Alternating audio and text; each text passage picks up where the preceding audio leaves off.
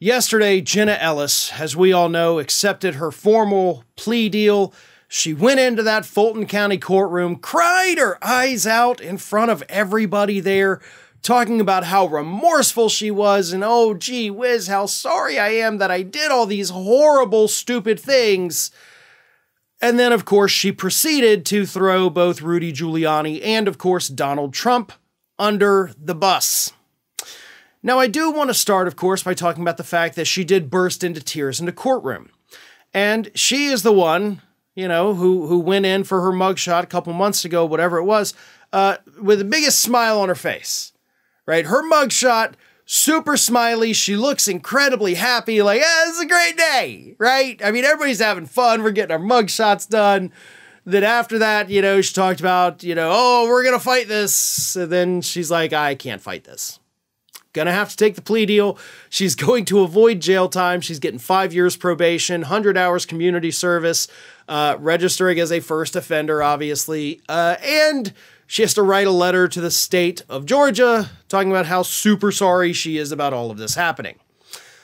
But that's all just the fun part. The silly part. The important part is what she said about the other lawyers, specifically Rudy Giuliani, and this is what she told the court yesterday. If I knew then what I know now, I would have declined to represent Donald Trump in these post-challenges. I look back on this experience with deep remorse. She said that she relied on more experienced lawyers to provide her with, quote, true and reliable information, but she should have ensured the information she was receiving was accurate. I failed to do my due diligence, she said. In the wake of the 2020 presidential election, I believed that challenging the results on behalf of President Trump should be pursued in a just and legal way.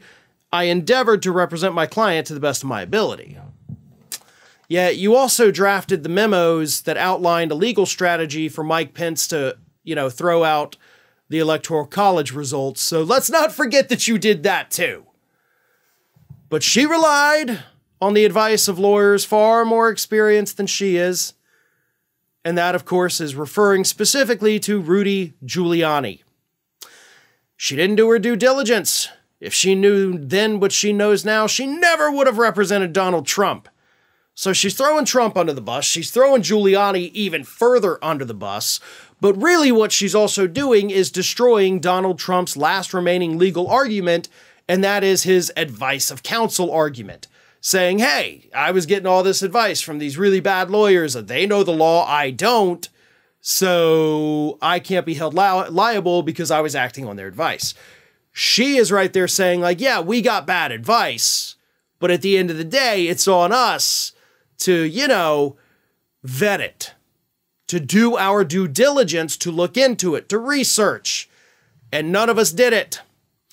So that not only hurts Rudy Giuliani, but that definitely hurts Donald Trump's possible legal defense in this case.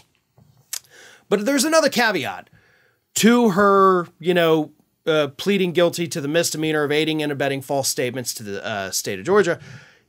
She also has agreed to turn over any and all documents that she has. And this was a caveat that was not necessarily a part of the other plea deals from the other two Trump lawyers, Kenneth Chesebro and Sidney Powell. So Jenna Ellis looks a little more targeted. She may have a little bit more info. She was, of course, joined at the hip with Giuliani and Trump. So they're probably expecting more from Jenna Ellis in her flipping than they might be with Powell and Chesebro. And of course, while we're on the subject of flipping, I've got to mention the fact that yesterday, it was revealed that Mark Meadows, Trump's chief of staff, has also flipped on him. So it's a bad week if you're Donald Trump. The last 7 days alone have seen 3 of his former lawyers and his former chief of staff flip on him. And I can promise you there ain't no way that's going to end well for Donald Trump in any of these cases. Ring of Fire has fresh content 7 days a week, so if you want to be reminded about it, don't forget to subscribe to the channel, hit the little bell to be notified every time a new video goes up.